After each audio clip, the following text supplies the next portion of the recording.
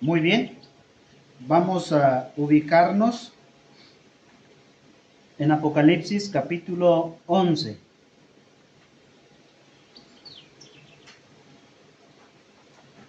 En nuestra lección anterior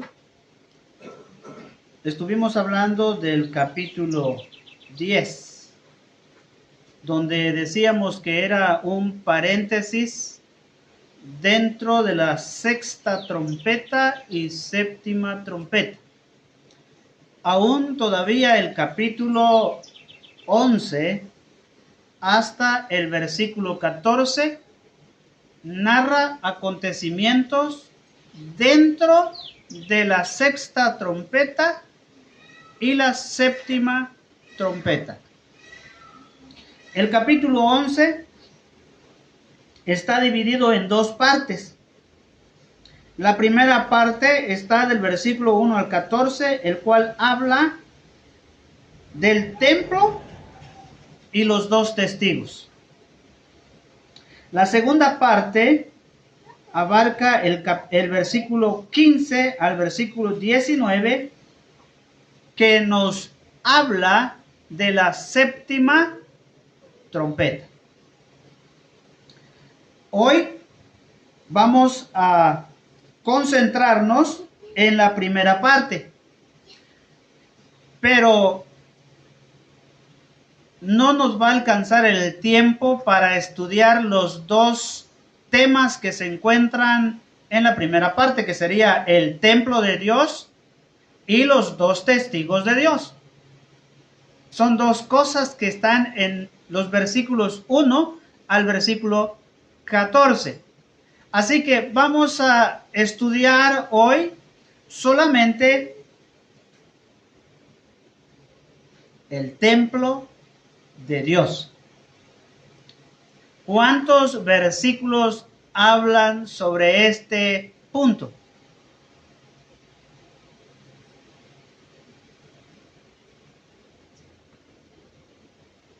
A ver, ¿cuántos ya leyeron?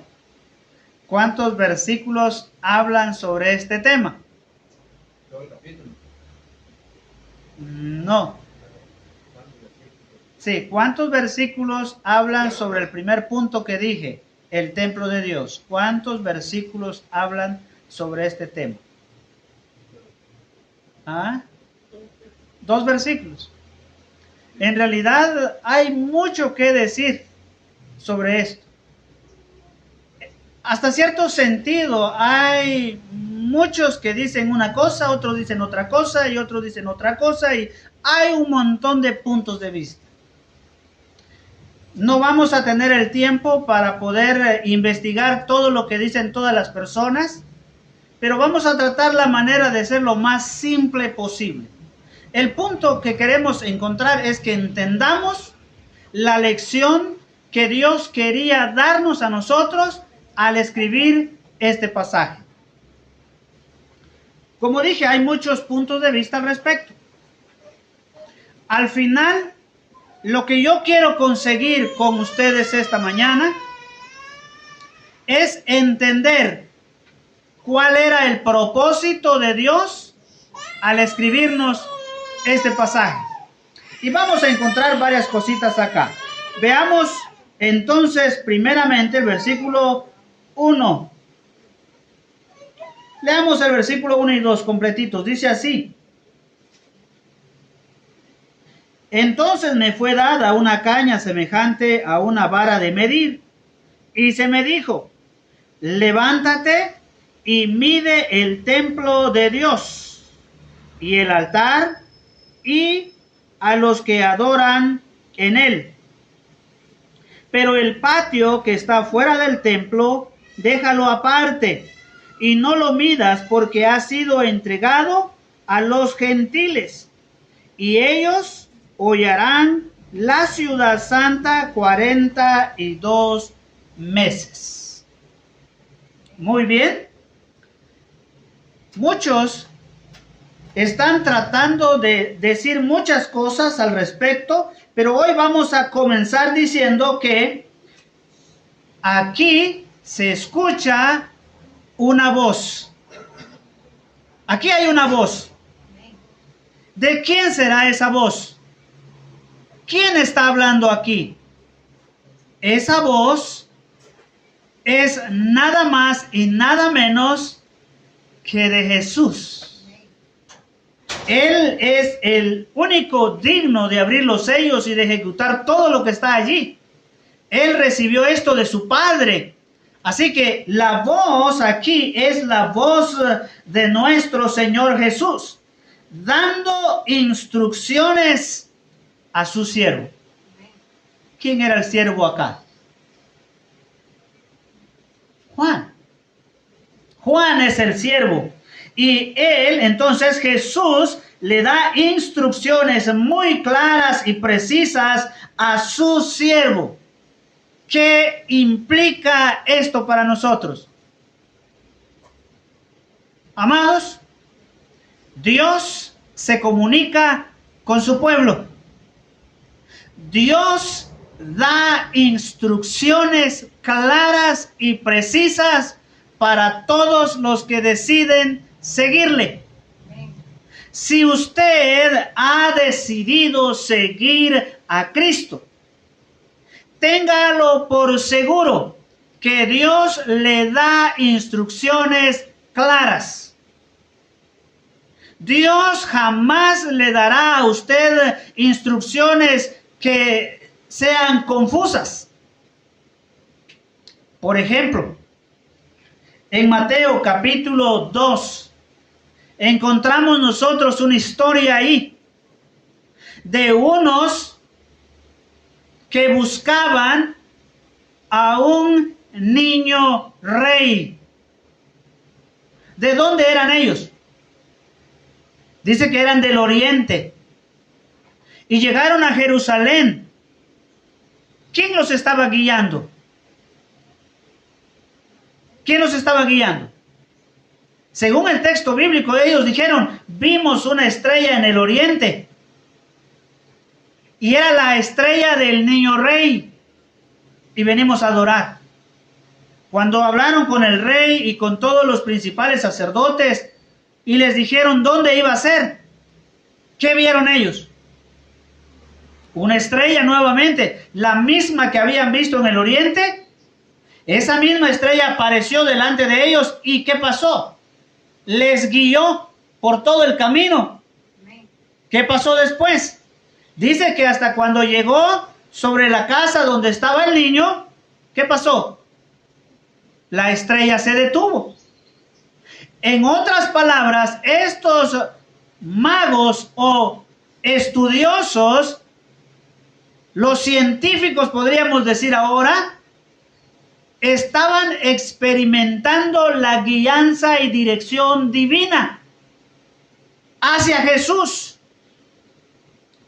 Nosotros hoy día también tenemos la dirección de Dios y no podemos entonces tener información equivocada. Vemos aquí en la palabra del Señor que Jesús le da instrucciones claras a su siervo. Ahora bien, aquí seguimos con otro punto. Dios se comunica con su pueblo, da instrucciones claras y precisas. El punto está, ¿qué hace el pueblo de Dios al respecto?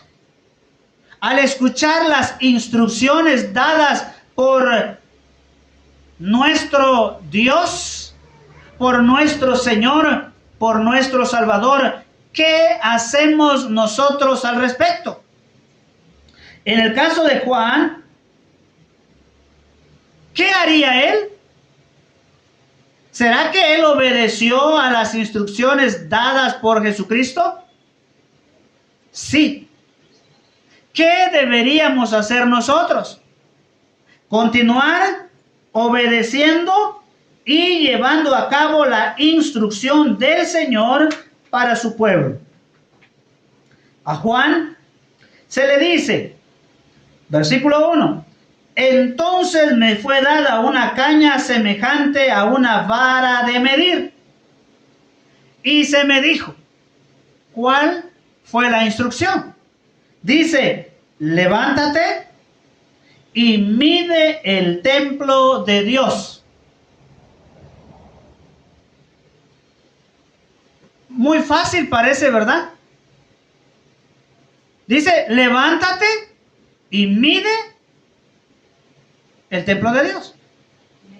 Pero algo más ocurre aquí. Dios no solamente da la instrucción.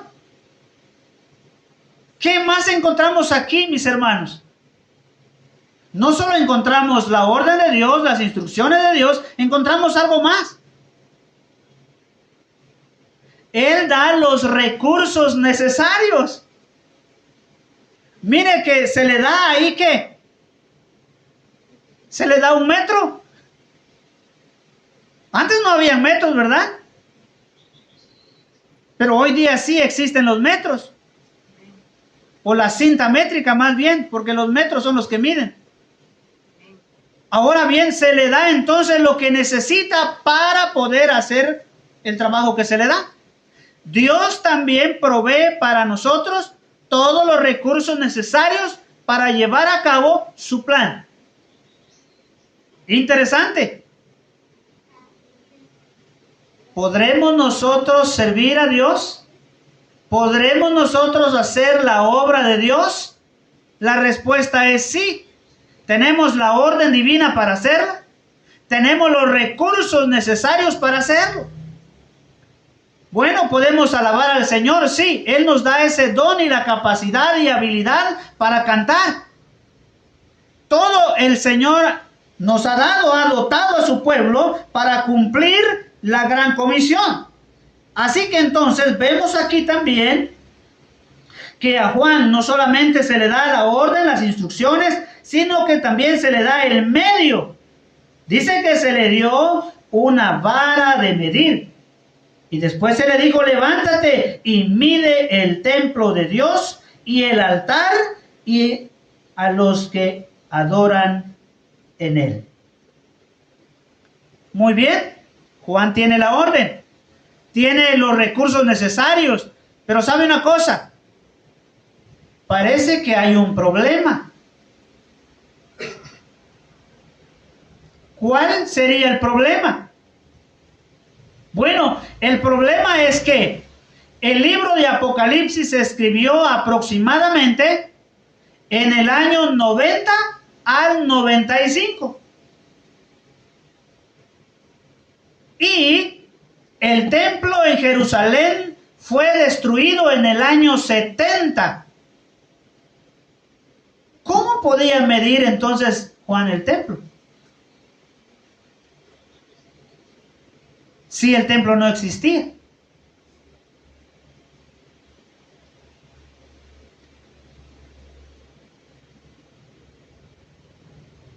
Bueno, a la luz de la profecía,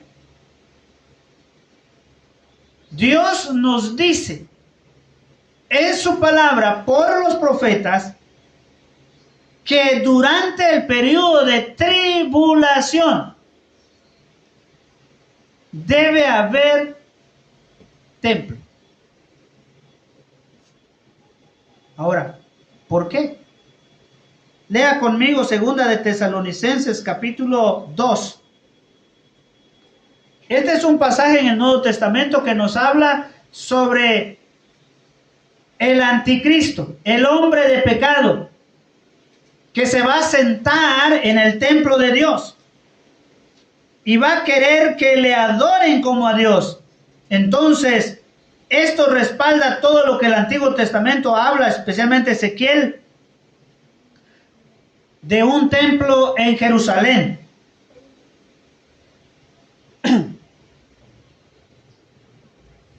Segunda Tesalonicenses, en su capítulo 2. Vamos a comenzar en el versículo 1. Pablo, preocupado por la iglesia de Tesalónica y preocupado también por la iglesia bautista Faro de Luz en Cantón El Progreso, escribe lo siguiente. Pero con respecto a la venida de nuestro Señor Jesucristo, está hablando de la segunda venida de Cristo y nuestra reunión con Él.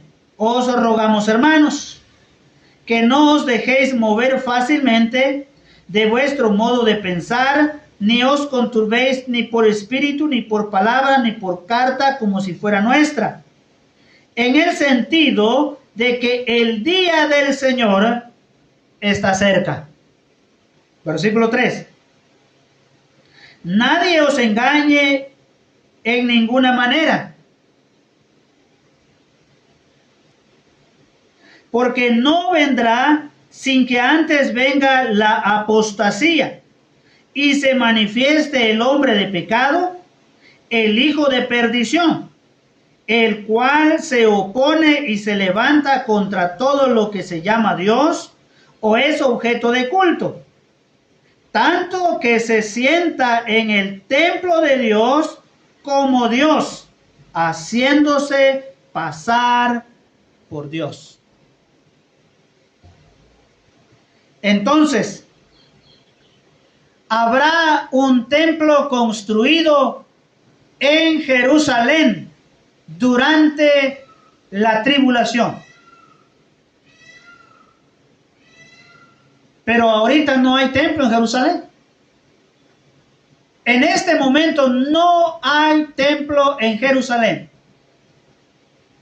Mis hermanos, según los investigadores, dicen que hoy día en Jerusalén no hay templo, sino en realidad en el lugar donde Salomón construyó el templo, hoy día una gran mezquita está allí construida. Eso quiere decir un templo para musulmanes, para que ellos permitan que su templo sea derribado. Es imposible. Puede haber una guerra tremenda y ellos no permitirán que su templo sea derribado. Pero ¿cómo entonces va a ocurrir esto? Algunos dicen que para que ellos cedan, tiene que levantarse un líder que haga un convenio con ellos para que ellos demuelan su edificio y se construya el templo de los judíos. ¿Quién podría ser este? Posiblemente el anticristo. Ahora bien, alguien le preguntó al general Moshe Dayan, es judío, y le preguntaron, ¿cuándo se construirá el templo? A lo que él respondió, no lo sé, pero Dios puede producir un pequeño terremoto que destruyese la actual mezquita y propicie el momento de la construcción del templo. Dios es todopoderoso. 2. Dios es el dueño del templo. 3. Dios es el dueño de la tierra. Así que Él puede hacer, número 4, Él es el soberano. Él puede hacer lo que Él quiera. El punto es que en este momento no hay templo, pero que durante el periodo de tribulación habrá un templo. ¿Cómo va a ser o qué es lo que va a pasar para que se construya? No lo sabemos. Yo no lo sé.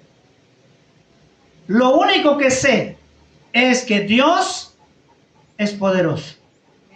Y Él puede hacer cualquier cosa para que su plan se lleve a cabo. Él es soberano. Otro personaje dice, se llama Barchuk.